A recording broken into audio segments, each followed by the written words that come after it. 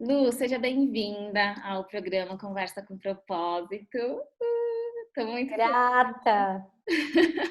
Estou muito feliz de você ter aceito, de você estar aqui, das pessoas poderem aproveitar ainda mais seu conteúdo.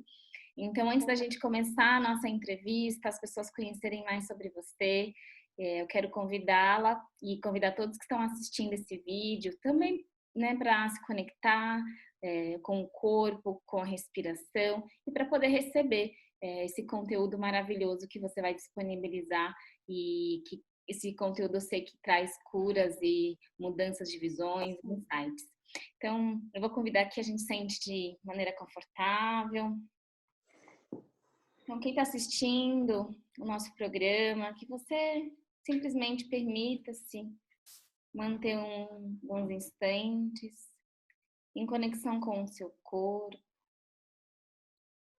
seus pés, pernas, trazendo a sua consciência para esse momento presente,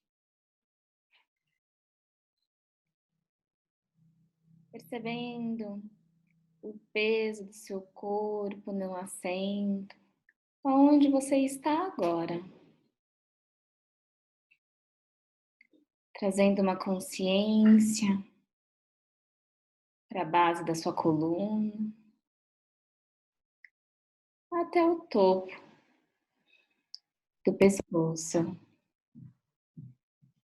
Inspirando e expirando, soltando todas as tensões e mantendo a consciência no aqui e no agora. Relaxando o abdômen, peito, chegando no corpo, soltando o ombro, braços, mãos, garganta, a língua, maxilar, relaxando a face e o topo da cabeça, inspirando e expirando, que possamos aqui no Conversa com o Propósito servirmos de ponte para um canal de comunicação, conhecimento e para todos aqueles que assistem possam despertar para uma nova consciência. Fazendo mais uma inspiração bem profunda. Solta. Abrindo os olhos. Chegando com mais consciente. Lu, então, gente, a Lu, minha terapeuta, amiga, mestra, assim, a Lu é uma pessoa que eu admiro muito, muito. Admiro como mãe, como profissional, como empreendedora, enfim, ela merece tudo isso. E eu queria, Lu, que você se apresentasse, contasse um pouco da sua trajetória, em que momento, né, você buscou um propósito e para as pessoas conhecerem um pouquinho mais sobre você. Vamos lá. Eu vou dar uma resumida, porque eu acho que se eu for contar muito, a gente vai ficar aqui batendo papo. Espero que eu pegue um cafezinho para a gente conversar. Mas, resumidamente, eu sempre fui a esquisita da família. Em espanhol, esquisito quer dizer o raro e o belo, né? O meu avô sempre dizia, olha, lá vai ela fazer xuxaria. Então, eu sempre tive um olhar de busca para questões muito importantes e reais que o ser humano tem que refazer em algum momento da vida, que é quem sou eu, que eu vim fazer e quem é que é Deus? O que é Deus? Então, essa era uma fonte que permeava desde muito cedo.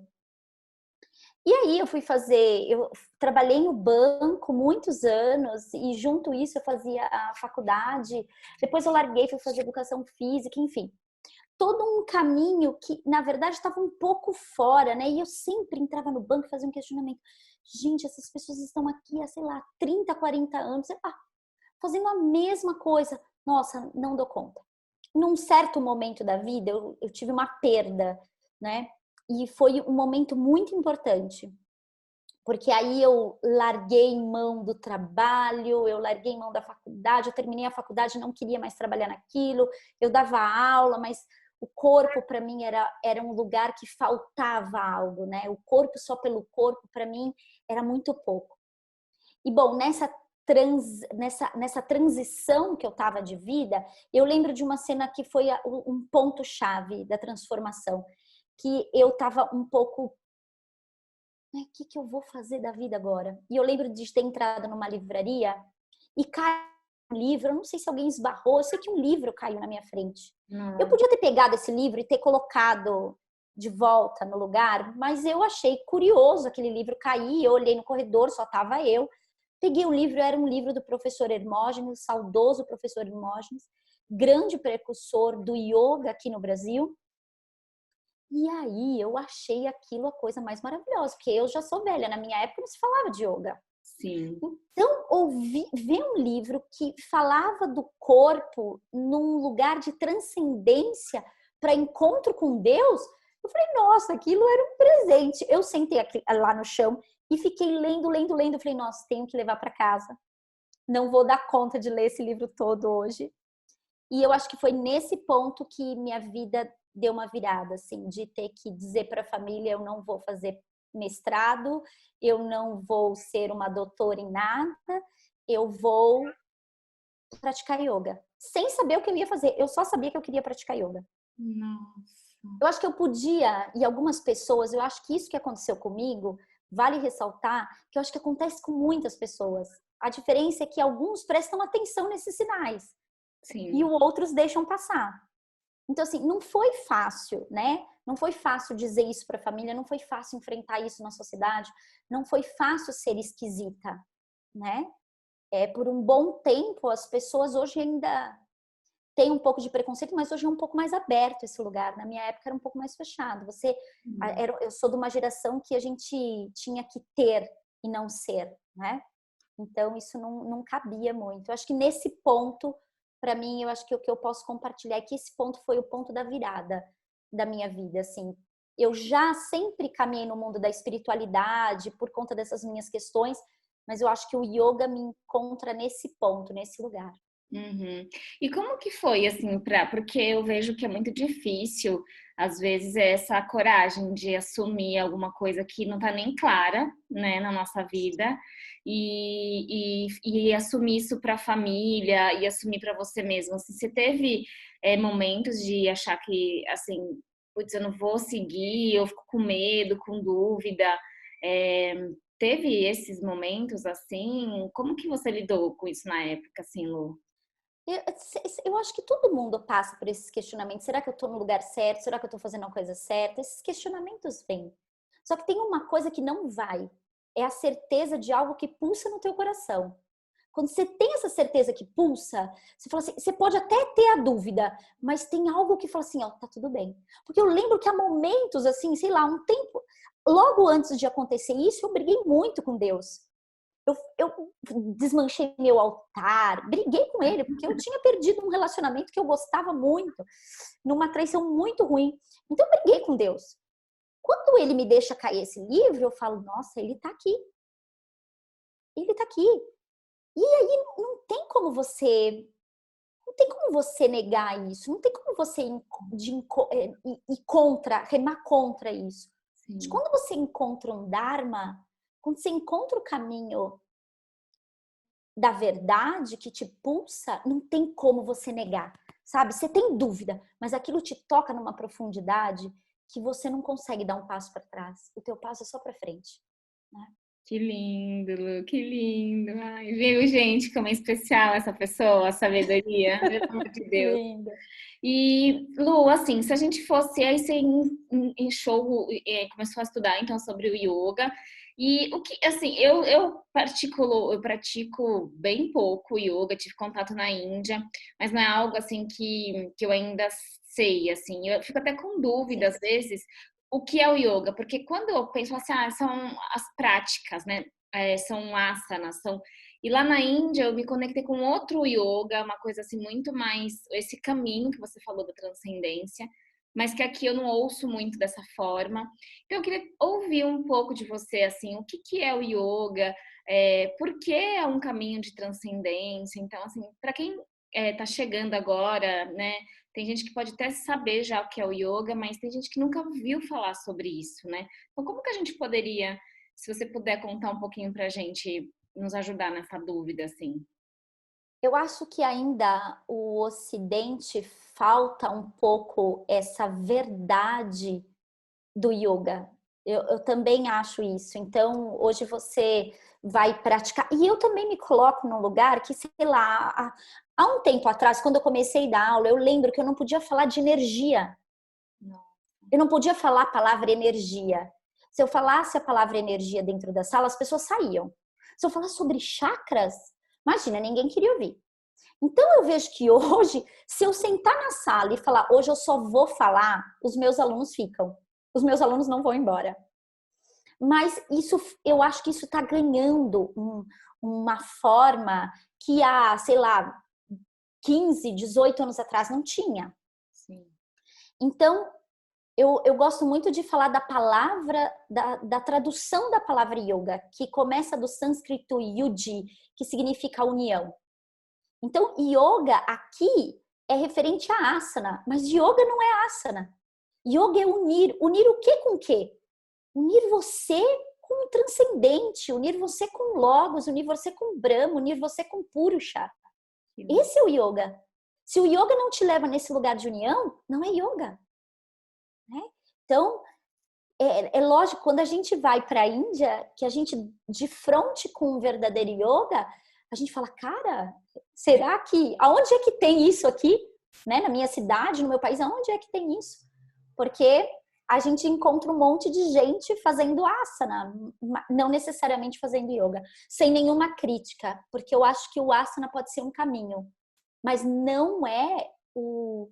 Tem um Patanjali, que foi o cara que reconstituiu o yoga, ele traz uma prática que chama Ashtanga Yoga. Não é o Ashtanga que a gente vê, é outro tipo de prática. Ashta, 8 Anga partes, uma prática de 8 partes.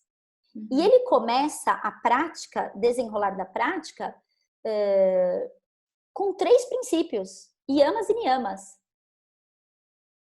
Então, assim, o que é o yama e niyama? É prescrição e proscrição ética. Ou você, salcha, limpeza, asteia, não roubar, ahimsa, não violência. Então, são princípios antes do asana. Porque se você não tiver esse princípio, você não vai conseguir fazer asana.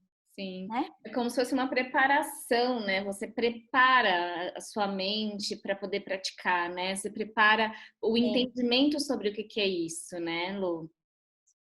E tem o primeiro sutra, o segundo sutra, 1.2, o segundo sutra do Yoga Sutra de Patanjali, que é um livro para quem está no yoga, tem que ler pelo menos os primeiros sutras aí. Mas o segundo sutra é Yoga Chitta Vritta Nirodha. Ele diz assim, yoga é a supressão da instabilidade da consciência. Yoga é para parar de pensar. Não é para ficar forte, musculoso, flexível. O caminho do yoga é você meditar. Então, quando as pessoas falam assim, Luciana, eu estou praticando yoga e agora eu vou fazer um curso de meditação. Eu digo, mas yoga é meditar. Perfeito. Você não teria que fazer um curso de meditação, porque o yoga, o fim do yoga é o começo, né? Nossa. Na verdade, a última etapa do yoga é o começo do yoga, né? Que é a meditação. Nossa, olha, essa visão eu nunca, realmente, assim, de você, é isso, né? Porque é uma meditação ativa, onde você traz consciência, então, para todo o seu corpo, tudo que você está sentindo, né? Pra você ter ideia, Lu, lá na Índia eu fiz o retiro de silêncio. E no retiro de silêncio nós tínhamos yoga todo dia de manhã, porque eles falavam que não era possível você fazer uma prática de meditação sem o yoga e silêncio sem o yoga. E aí que eu comecei, foi muito isso que você falou, a defrontar, porque eu falei, gente, eles iam conectando, era como se o meu corpo ia se preparando. Então, eu queria que você até falasse um pouco sobre isso, como que o yoga pode ser um caminho, então, que eu entendi, meditativo, mas também para o autoconhecimento, para esse despertar. Como que isso se movimenta dentro de cada pessoa, conforme ela vai praticando, com um professor, com um mestre sério, que é nessa linha sua, né? Eu acho que tem um ponto que, assim, o yoga, ele é uma ponte, né? Tem tantas coisas que antevê a meditação que precisa ser feito, porque é lógico, se você vai sentar para meditar, você tem que ter um corpo estruturado para isso, uma mente e uma emoção estruturada. Então, eu vou dar um grande exemplo. Às vezes a pessoa chega na minha aula e ela tá com um problema emocional. E aí eu dou um Ushtrasana para ela, que é uma postura chamada postura do que abre o chakra do coração. E de repente essa pessoa começa a soluçar de choro. E ela, sem perceber, ela faz uma liberação. Ela ressignifica a história em cada postura do yoga, porque cada asana, cada respiração, cada movimento é um... Eu falo que o yoga, a prática, é como as contas de um Japamala. E o cordão que liga as contas é a consciência divina. E aí você pode dar para mim a consciência divina que você quiser. Você pode chamar de Shiva, né? Porque o yoga tem essa reverência ao criador do yoga, que é Shiva. Ou você pode chamar de Cristo, de Buda, de Alá, de Maomé. Para mim não importa, porque o yoga não é religião. O yoga é religar você. Então, quando você entende que cada pedacinho da prática física, mental, respiratória, os mudras, são pequenas gotas, são néctares para o nosso corpo humano. Além do despertar dos chakras, além de toda a saúde do corpo físico, além, enfim, além de infinitas possibilidades. Mas eu digo assim, na prática de yoga, eu nunca digo para as pessoas todos os benefícios. Porque eu acho que a prática de yoga ela tem que ser praticada não pelos benefícios. É como alguém que gosta de tocar piano e ela senta, né? E toca, ela não tá querendo ser o Beethoven, ela não tá querendo ser Bach, ela tá querendo se deliciar ali, estar plena, presente. Isso é encontro com Deus. Sim. E o yoga, a prática, ela tem que ser nessa busca do prazer, né? Então eu digo assim, o yoga serve para todo mundo, mas nem todo mundo serve para o yoga. Porque encontrar Deus é desapegar de coisas. E será que eu estou preparado para desapegar? Eu falo muito isso quando eu estou na Índia com os meus alunos, que eu digo, olha, a peregrinação da Índia é espiritual. Não é comércio. Não é para comprar, não é para gastar, não é para possuir. Né? E o yoga é a mesma coisa. Se você não vai com o intuito de olhar para Brahma, é como se eu estivesse oferecendo para você um café da manhã delicioso e você comer as migalhas que está no chão. Sim. Eu posso me alimentar? Sim. Né? Então é aquela prática que só visa asana. Um dia você vai despertar nesse lugar, tenho certeza, se você só praticar asana. Vai chegar um dia que você vai... Nossa, tem um café da manhã aqui e eu tô aqui me rastejando, comendo pouco. Né? Um dia desperta. Mas eu acho que o verdadeiro caminho do yoga é esse lugar, é o caminho da meditação, é o caminho do silêncio. Que profundo isso, Lu, que profundo. E tão verdadeiro, né? E você, assim, quando a gente pensa no yoga, o yoga é para todo mundo? É para idoso? É para criança? Então, eu tô te perguntando isso por quê? Engraçado, quando eu fui montar até essa apresentação, eu coloquei yoga, né? Você vê posturas mirabolantes, assim, que quando alguém olha, e eu tentei colocar uma que fosse mais simplesinha, assim, porque quando você olha aquelas coisas, você fala, gente, de sério, não é para mim isso, né? Então, eu vou trazer um pouco para mim, né? Porque quando você vai fazendo, dependendo qual que é o ambiente que você tá, é isso, acho que você se depara muito com as suas sombras primeiro, né? Porque você de se comparar, às vezes até competir com alguém, dependendo do qualquer. Então é um encontro com a sua luz e com a sua sombra, mas também tem esse outro lado, que é se é para todo mundo, né? Se o yoga é para criança, para idoso, e se não para quem não serve, né? Então, eu queria que você pudesse dar uma explanada nesses dois lados. Então, a luz e a sombra que o yoga nos coloca e se coloca, e se é para todo mundo, se todo mundo pode fazer o yoga. Tem um um cara que eu gosto bastante, que ele chama George Forrestin. Ele viveu muito tempo na Índia, ele escreveu livros incríveis sobre yoga, meditação, Kundalini, enfim. E tem uma frase dele sobre yoga que eu gosto, que ele diz assim: yoga não é para uma prática, é para o sentir, né? Então, nesse ponto, todo mundo sente. Então, ele serve e deve servir para todo mundo. Então, eu sempre falo para os meus futuros professores que, assim, você tem que incluir todo mundo na sua prática. Iniciante, intermediário e avançado. E se vem o filho com a mãe, o vovô que não tá com o joelho ruim, você, como professor, tem que saber, porque yoga é união. Você não pode dizer, olha, essa prática não é para você porque ela é muito forte, ou vai fazer uma prática de Kundalini, ou olha, procura uma prática de yoga. Não, yoga é uma coisa só. A gente que aqui no Ocidente definiu em yoga, as duas práticas mais antigas é a prática de yoga, Raja e Hatha. Né? Então, tudo que veio depois são denominações do Ocidente, né?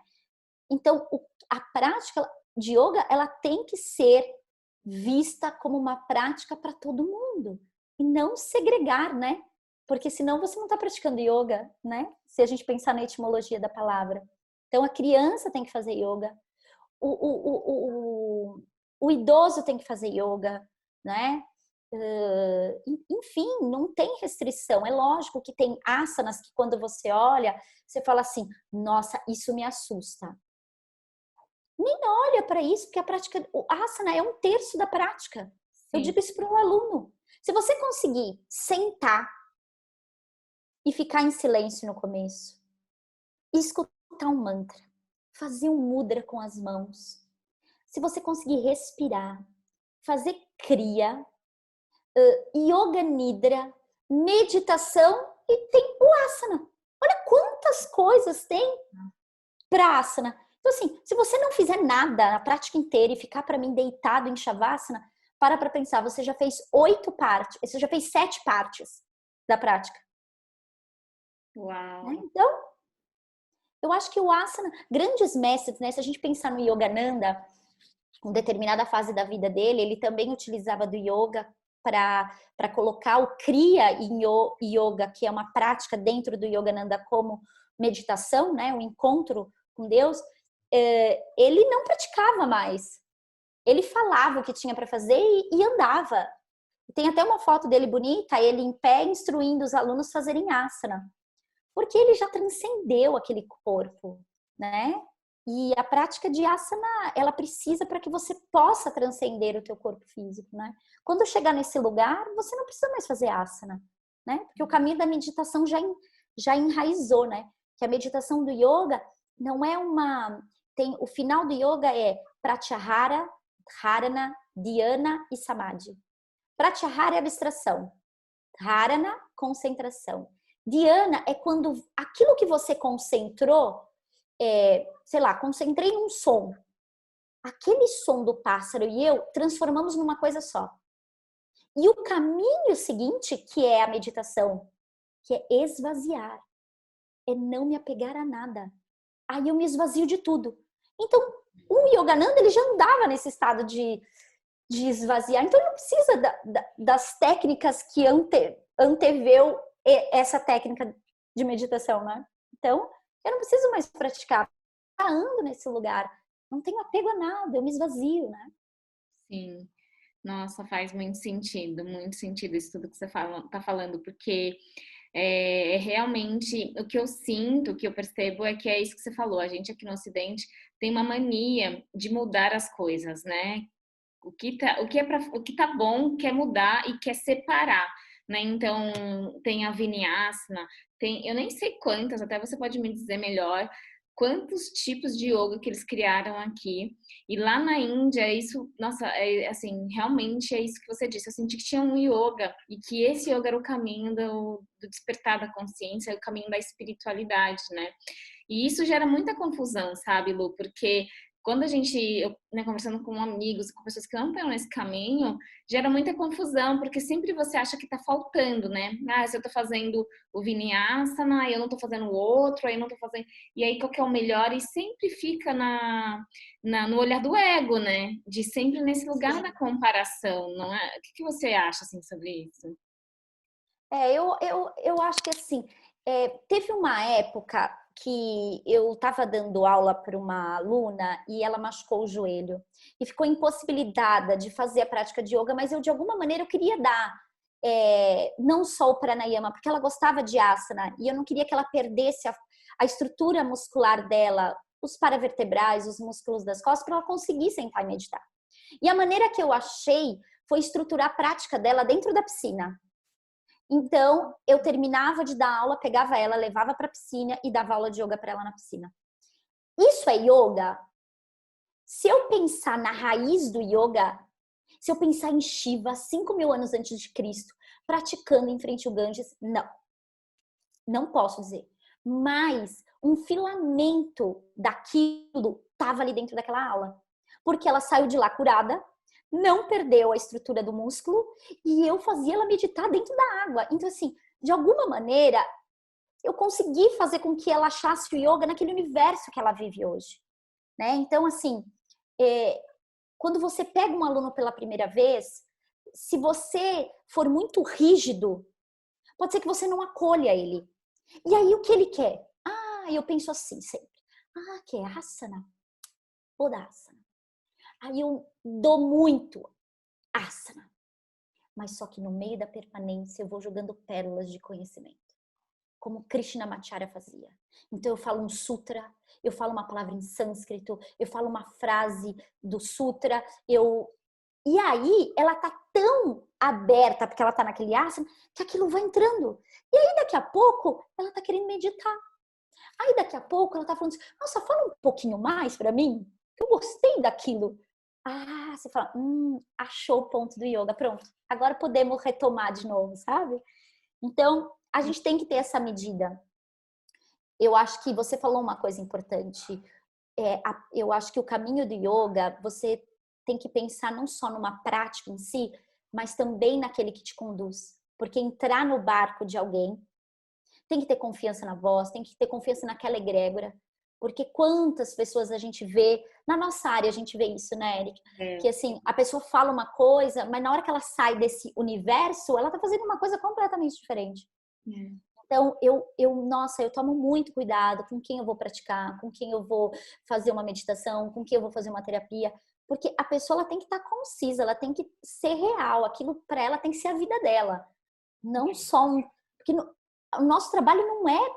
Eu acho que o ganhar dinheiro é bom, a gente precisa, a gente tem que ir para a Índia todo ano sim, a gente tem que se reciclar e isso precisa de dinheiro. Não tem problema nenhum. Dinheiro é bem-vindo, só que antes disso tem um Dharma. Sem dúvida.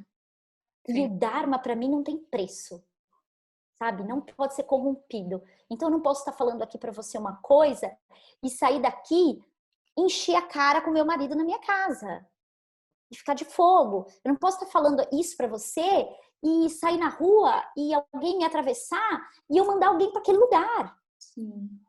Então, eu fico nervosa? Lógico, eu sou ser humano. Mas a gente tem que, aquele que está na frente, seja um professor, seja um instrutor, seja um terapeuta, tem que tomar mais consciência do que aquele que chega até nós, né? Porque tem que ser real e tem que ser verdadeiro. Então, eu nem sei qual foi sua pergunta, me perdoa. E nem sei por que a gente foi para esse caminho. Mas eu acho que é disso mesmo que a gente está falando, porque hoje em dia tem muitas possibilidades, né? Mas a integridade é importante, né, Lu? Então, que era o que eu ia te perguntar, né? Que se você pudesse dizer, o que você poderia dizer para as pessoas que estão querendo começar o yoga, por onde começar, os cuidados. Uma outra coisa que eu vi também, essa questão de cuidado, porque às vezes você vai fazer uma prática que você não tem experiência em casa. Eu vi que, assim, é sério, o yoga não é uma coisa que você vai, sabe, querer já fazer uma invertida porque a menina lá do Instagram tá fazendo. Então, eu queria muito que você trouxesse esse lado também dessa responsabilidade, os cuidados que a pessoa tem que fazer, tanto ao procurar o mestre, que ela vai continuar. E eu falo mestre, gente, porque para mim o yoga, os momentos que eu tive acesso, tanto na Índia, e todo o trabalho que alguém te conduz, mestre é alguém que tem uma certa consciência em um assunto que você não tem. Eu posso ser mestre em outras coisas para a Lu e a Lu é para mim. Hoje, para mim, ela é essa mestra nessa parte do yoga, dessa espiritualidade que ela está mais tempo. Então, é importante, se você puder, Lu, falar. Então, quais são os cuidados, por onde que a pessoa começa, se ela, né, gostou, está sentindo que esse pode ser um caminho para a pessoa que está ouvindo a gente. Tá. Eu acho que você falou pontos importantes, né? Por exemplo, um pranayama mal feito ou com uma instrução não adequada, ela pode sair pior do que ela entrou. Por exemplo, uma pessoa que toma remédio tarja preta e que vai fazer um pranayama que a gente chama de prastrika, que é um pranayama de purificação, se a gente não colocar ela no asana perfeito e na intensidade correta, ela vai poluir todo o sistema dos chakras. E de vez ela encontrar o caminho da meditação, ela vai encontrar o caminho do desconforto, do desvaneio. Então eu vi na Índia, acho que foi em 2012, quando eu estava em 2012 na Índia, uma menina fez um pranayama, todo mundo ali sabia que ela tomava remédio, só que ela não avisou o guru, e ela ficou fazendo essas respirações e ela teve um surto psicótico, teve que sair de lá e ser internada, ela era de Praga, saiu de lá e foi para o manicômio. Então, isso é muito sério, né? E o que eu tô dizendo aqui não é para você se assustar e não fazer yoga, mas eu tô dizendo a seriedade de ter um bom profissional, Sim. Né? E quanto ao asana, pensa na delicadeza de uma rótula, na delicadeza do disco intervertebral. É uma belezura o corpo humano, mas eu preciso saber orientar uma postura, né? Falar do corpo humano, saber colocar a pessoa numa postura, num asana, de forma que não machuque, eu tenho que ter um conhecimento do corpo humano. Eu tenho que saber sobre anatomia. Eu tenho que saber sobre biomecânica. Não dá para colocar alguém num asana e eu não sei nada sobre o corpo humano, eu não sei descrever um músculo, eu não sei a anatomia do corpo, e eu não sei a biomecânica, o movimento desse corpo, né? O que o meu joelho pode ou não fazer, o que o meu tornozelo pode ou não fazer. Então, tem que prestar atenção. Eu acho que esses são pontos importantes, né? De você perceber que o yoga, ele não deve te machucar, né? Se você está fazendo yoga e está saindo com dores articulares, você sabe que a condução não está boa. Ou você está exagerando, né? Que isso acontece. O professor fala assim, nossa, vai até esse ponto, faça isso. E quando você percebe, o aluno está avançando aquele ponto porque ele acha que isso vai fazer com que ele chegue no melhor lugar. Então, a dica que eu dou é, faça yoga. Tem que praticar. Todo mundo deveria fazer yoga, viu, Érica? No mundo que a gente está vivendo, eu acho que é um movimento lindo do despertar, né? Através do corpo físico. Buda, nós estamos aí próximo à lua de Vesak, e Buda falava isso, né? Sobre consciência, né? Se você não controla a sua mente, você vai viver uma vida, eles chamam uma vida de dukkha, uma vida de sofrimento. Sim. Então, o yoga te tira desse samsara, sabe? Te tira dessa roda de sofrimento. Te abre novas possibilidades. Coloca você no silêncio, no caminho do Dharma, né? No caminho da autorrealização. E aí, eu gosto de uma coisa muito da transpessoal, e você deve ter já ouvido, que Jean-Yves Leloup fala que é um grande mestre, que é yogi, né? Jean-Yves é yogi. E ele fala uma coisa assim, que o verdadeiro terapeuta é o terapeuta da vida, né? Não o terapeuta Érica, o terapeuta da vida é aquele que não coloca mais a consciência do Deus me ajude, mas ele começa a dizer, Deus, agora eu te ajudo. Porque eu tô num lugar iluminado. Então eu deixo de dar trabalho para Deus, porque eu sei que Deus sou eu sou Deus em ação. E o yoga é esse caminho.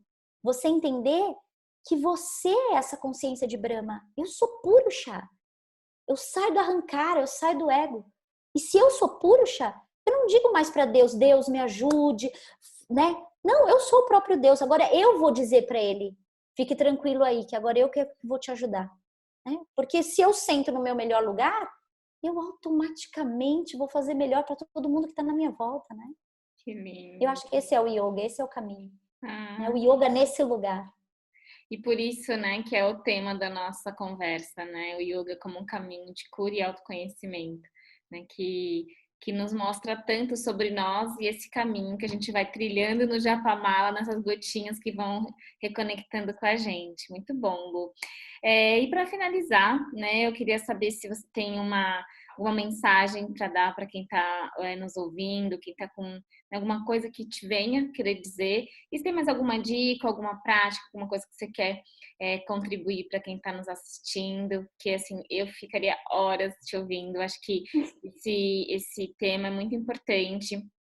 A Lu também, gente, ela depois eu vou deixar aqui no descritivo o site, o Instagram, além de professora, ela dá formação, é terapeuta, enfim, formação de yoga, então para quem se interessar e querer realmente uma pessoa séria nesse caminho, a Lu é alguém que realmente eu indico, porque é alma, vocês Sim. estão para perceber, né?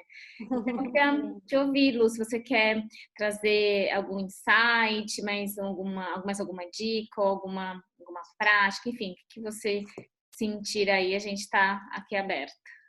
Vou trazer uma prática simples de pranayama, aprender a respirar nesses momentos. Tá. Que eu acho que é importante, né? A respiração é uma coisa que nos coloca de prontidão a observar a nós mesmos. E às vezes as pessoas não sabem respirar, né? Mas se você olhar um bebê respirando, ele inspira e projeta o abdômen para fora. E ele expira recolhendo o abdômen. E aí evita respirar com o alto do tórax. Porque quando você respira só lá em cima, você aumenta o VO2, isso quer dizer que você começa a ficar estressado. E às vezes você está estressado e acha que é com alguma coisa, mas na verdade é porque você está respirando mal. Então, em qualquer decisão que você tomar, respire, sabe? Nesses momentos que a gente está vivendo de quarentena, que é o melhor momento, agradeça e respire, né? E eu não estava esperando essa sua pergunta e eu tô aqui com a minha apostila e tem um pequeno trecho de um ensinamento. Eu bati o olho e quero compartilhar então. Sim. Quando flores apresentar tua oferenda ao altar e te lembrares que teu irmão tem algo contra ti, deixe tua oferenda diante do altar e vai primeiro reconciliar-te com teu irmão. Aí então vem apresentar-se tua oferenda a mim. Põe-te rapidamente de acordo com teu adversário, enquanto ainda estás no caminho com ele. Eu acho que é isso. Que lindo! Nossa, e muito sincrônico, né? E não tinha programado, estava aberto aqui que eu estava lendo. Enfim, estava exatamente, é um ensinamento indiano. Né? E a respiração, então, para aprender a respirar, esse pranayama, então é conectando com o diafragma, é isso? E sempre pelas narinas. A boca não é feita para respirar. Então eu inspiro parte baixa, média e alta do tórax e solto o ar pelas narinas, parte alta, média e baixa.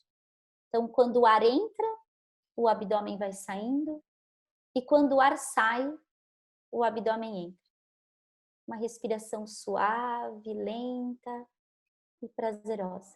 Sentindo esse fortalecimento, a respiração te coloca você para sentar no trono da tua consciência. Eleva você ao mais alto de você mesmo. E na expiração, ela traz aquela consciência da morte, né? Porque a primeira coisa que a gente faz ao nascer é inspirar. E a última coisa que a gente faz é expirar.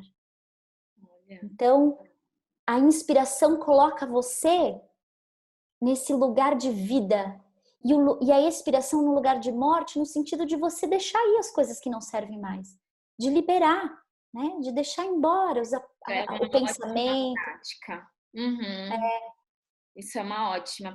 Gente, então quem está ouvindo, que está acompanhando, então essa dica da Lu, assim, eu acabei de fazer um pouco aqui e é muito, nossa, traz uma consciência na hora para o presente, né?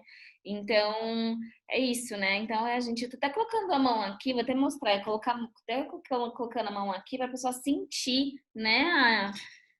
Isso Esse é uma boa dica. Fazer o que você acabou de fazer e deixar os dedos do meio unidos e lá na região das costelas. E quando você inspira, você percebe que os dedos automaticamente se afastam, sem você mexer as mãos, porque a caixa torácica faz esse movimento. E quando você expira, eles tocam de volta. Aí você entende que você está respirando mais para a parte baixa. show. Nossa, ótima dica. Gostei. Muito pensamento, quando tem muito pensamento, tem uma respiração que chama Shitali Pranayama. Solta o ar pela boca, deixando o ar passar entre os dentes. É o único pranayama, a não ser algumas variações dele, que você pode soltar o ar pela boca, que é